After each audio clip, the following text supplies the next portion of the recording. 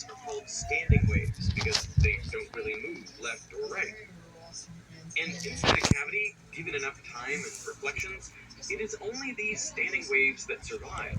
All the other ones just cancel out. So a sort of order emerges from the chaos. In dimensions, standing waves look something like this. For shorter wavelengths or higher frequencies, you can fit more and more different vibrational modes inside this cube. So that in 3 dimensions, the total number of modes is proportional to the cube, or 1 over lambda cubed. The expectation was there would be more waves inside the cube the shorter the wavelength. This led directly to the Rayleigh-Jeans law.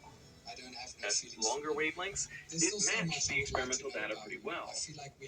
But at shorter wavelengths, the theory diverged from experiment. In fact, it predicted that at the shortest wavelengths, an infinite amount of energy would be emitted. This, for obvious reasons, became known as the ultraviolet catastrophe. The person to solve this problem was Max Planck. But Planck almost didn't make it into studying physics.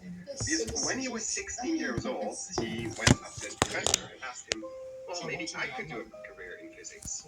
To which his professor responded that he'd better find another field to research in, because physics was essentially a complete science.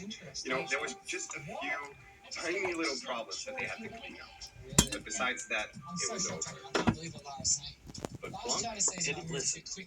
By 1897, he was a professor himself, and for the next 3 years, he struggled to find a theoretical explanation for black-body radiation.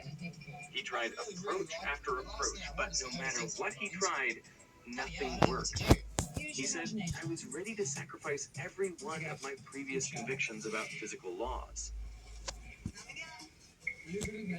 Then, in a, quote, act of desperation, he did something no one had thought to try. According to classical physics, the energy of an electromagnetic wave depends only on its amplitude, not its wavelength or frequency.